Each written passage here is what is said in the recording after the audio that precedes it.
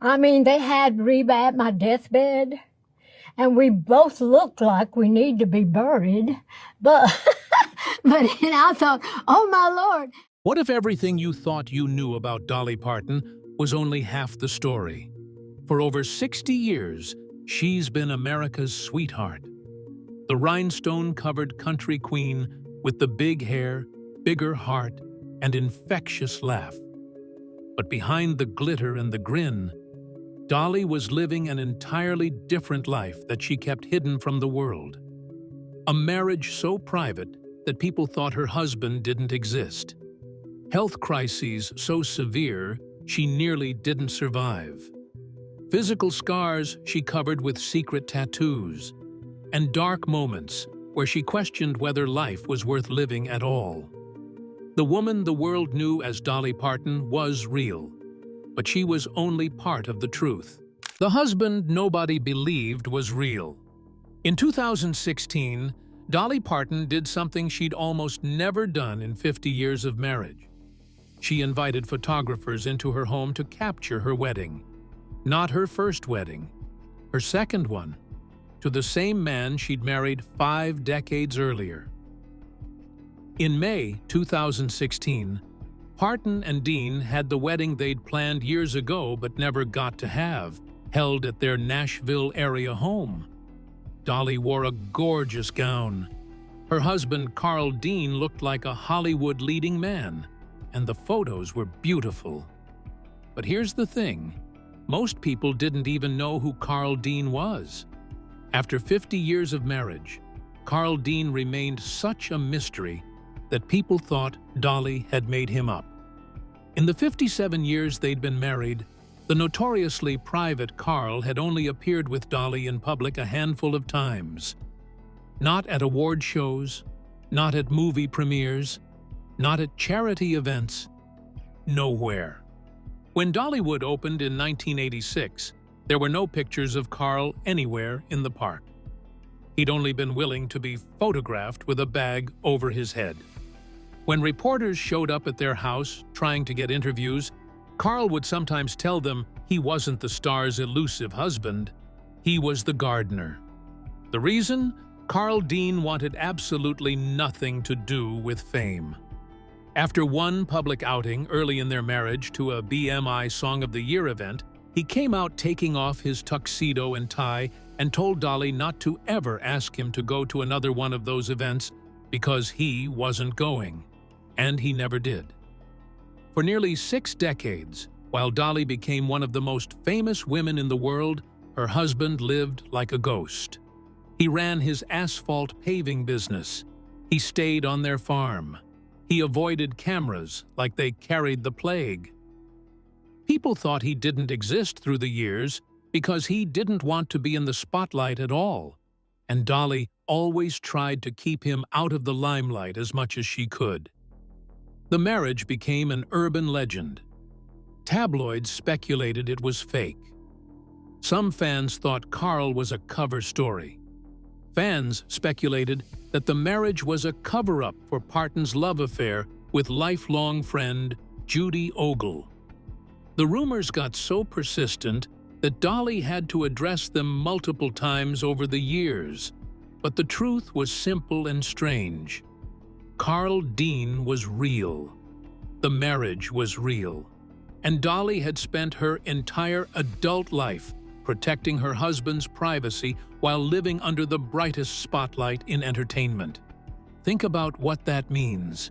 Every red carpet, every award show, every premiere, Dolly showed up alone or with someone else. Her marriage, the most important relationship in her life, was something she couldn't share publicly because the man she loved refused to be part of her public world. They had what she described as an open relationship, but not sexually. She explained that she flirts and he flirts, but she would kill him if she thought he was doing that for real.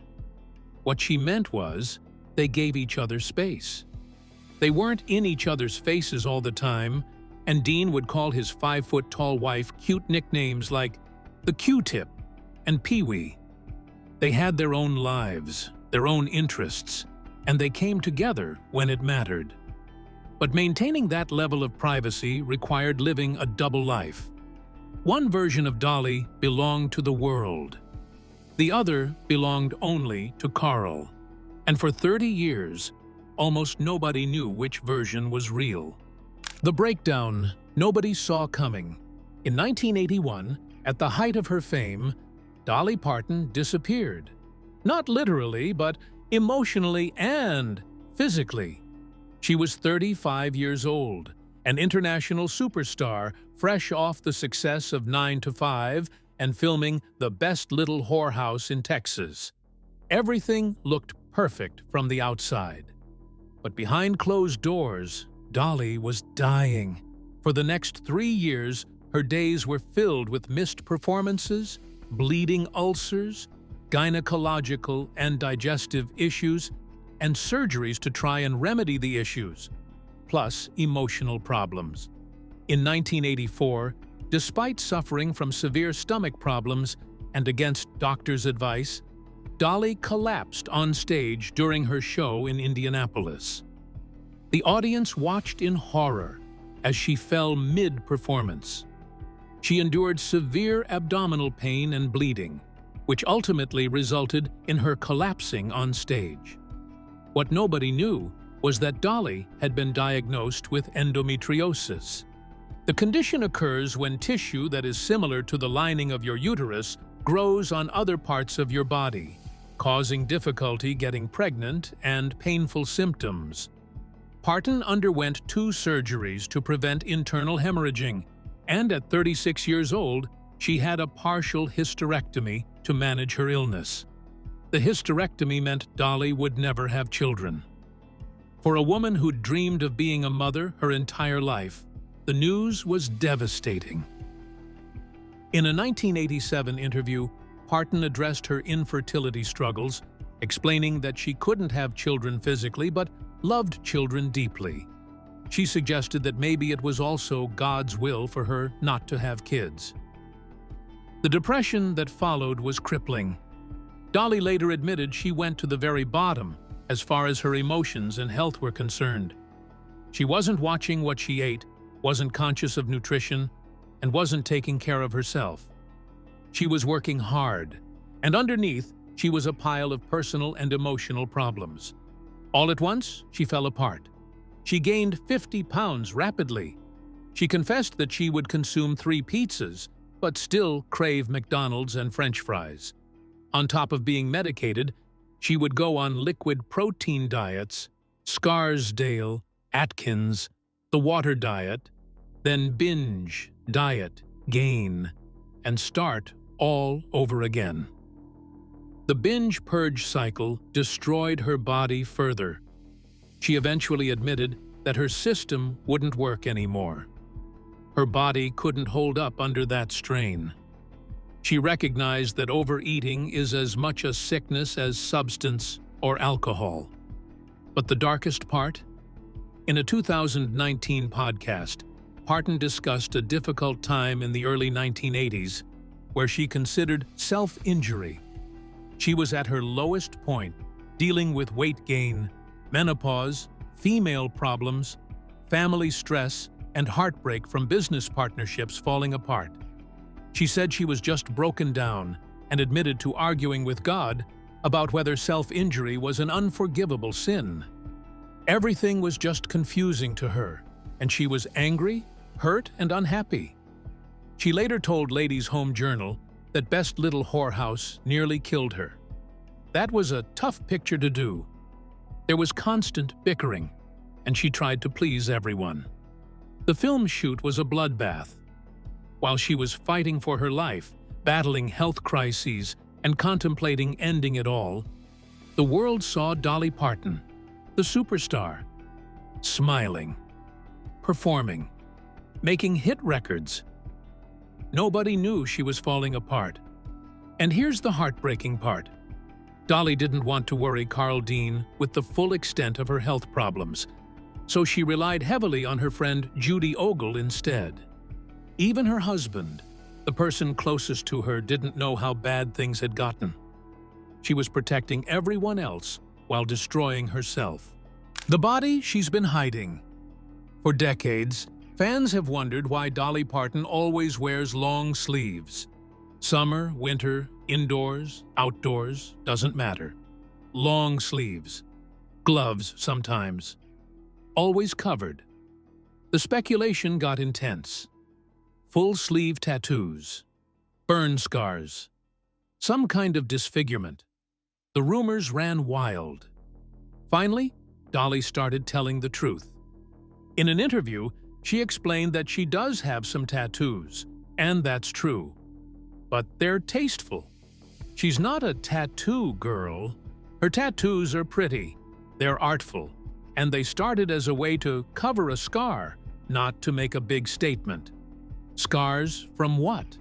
Dolly revealed she had ribbons and bows and butterflies tattooed on her body. She was very sick for a while and had to wear a feeding tube. It left a little indentation in her side, and she didn't like it because she's so fair that scars turn purple on her.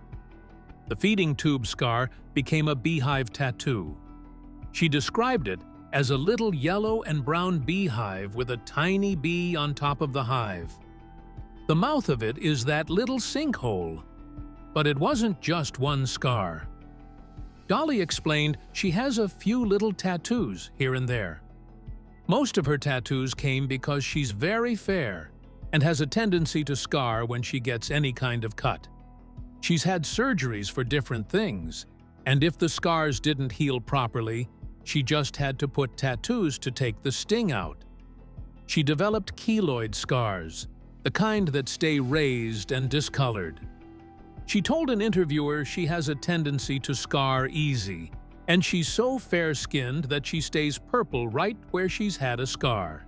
So she started having little pastel tattoos, pastel butterflies, or little things just to cover scars. According to comedian Roseanne Barr, who saw Dolly's tattoos firsthand, Dolly Parton is totally tattooed. She showed Roseanne, and she's got all these awesome tattoos all over her body. No black or blue lines, all pastel, all covering surgical scars from the health crisis nobody knew about.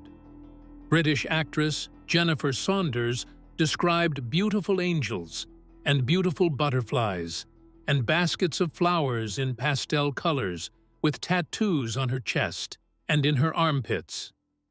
Dolly's body tells the story of every surgery, every health scare.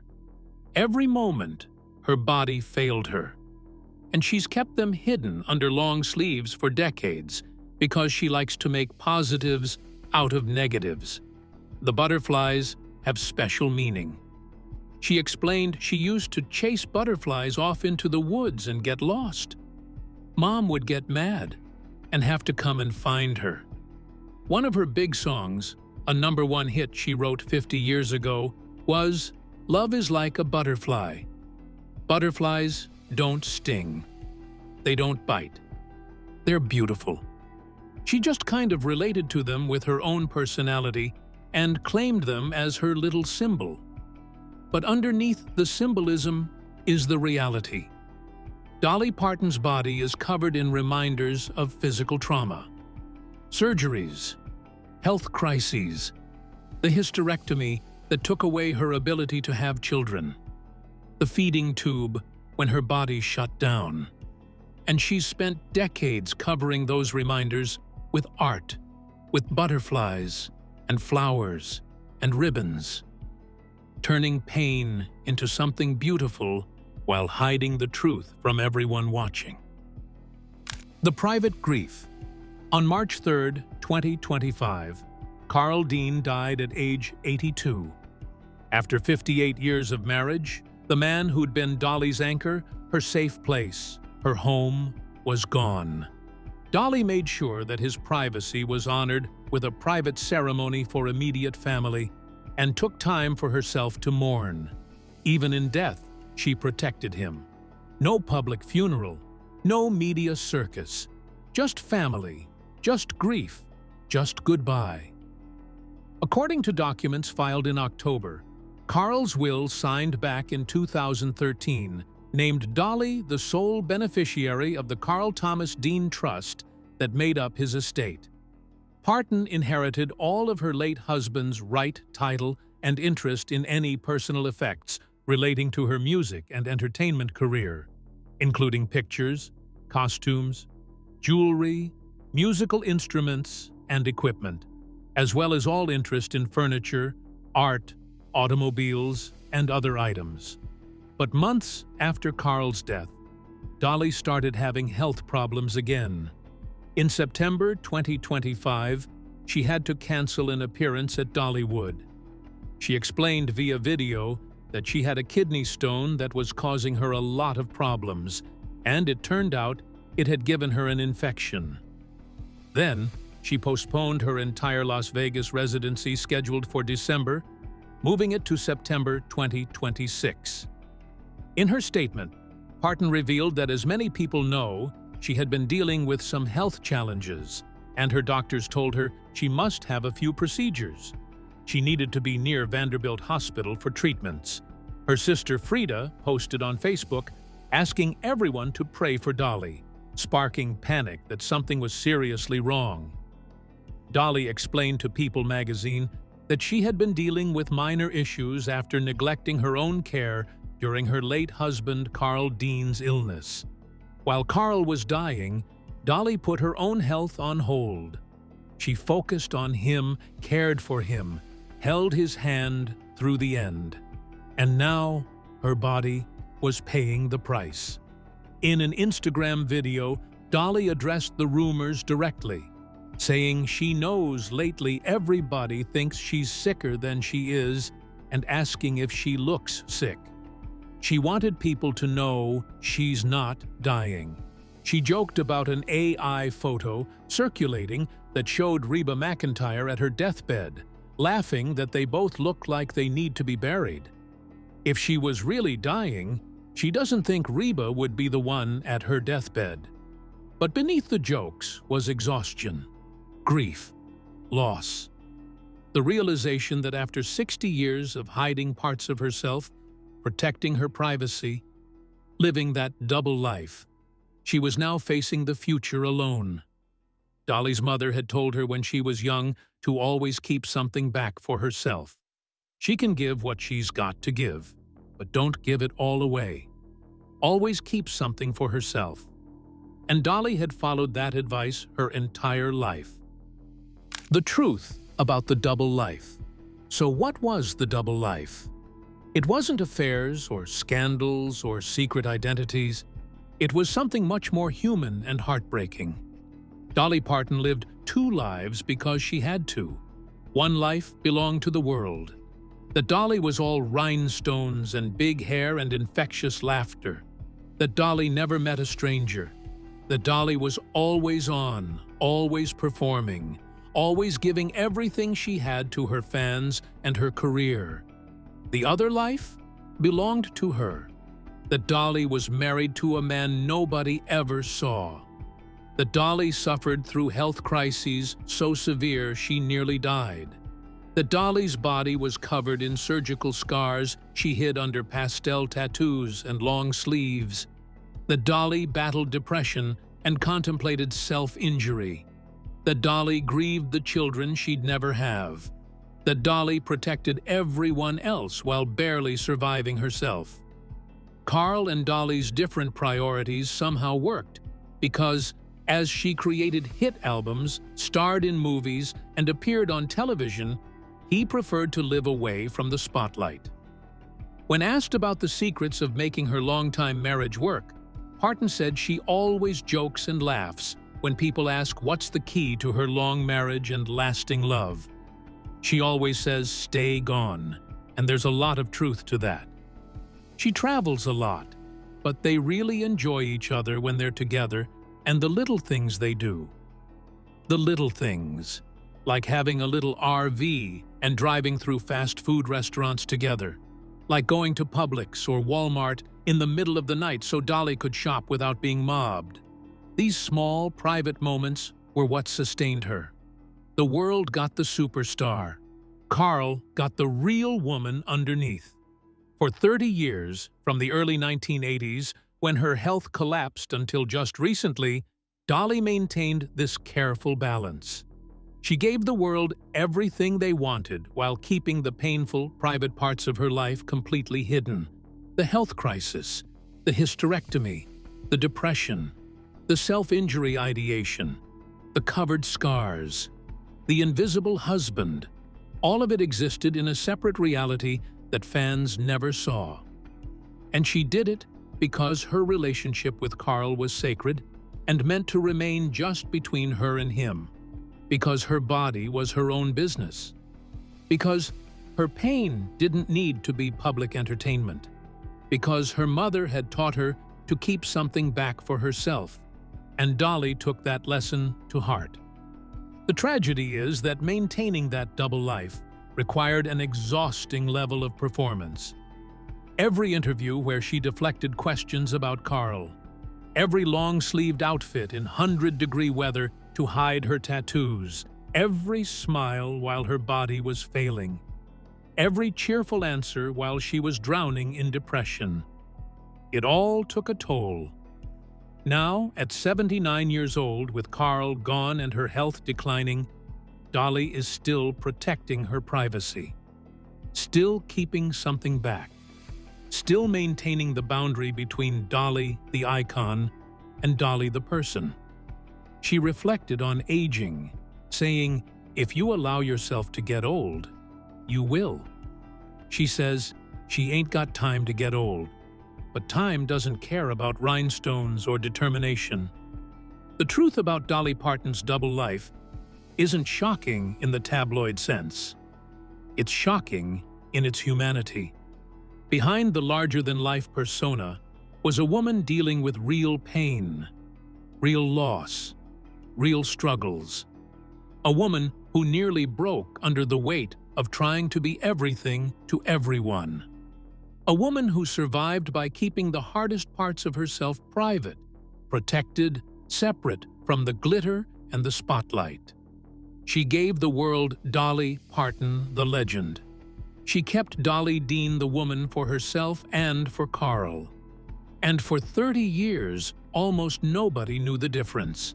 That's the double life. Not deception, but survival. Not lies, but boundaries. Not hiding, but protecting the small, sacred parts of herself that the world couldn't touch.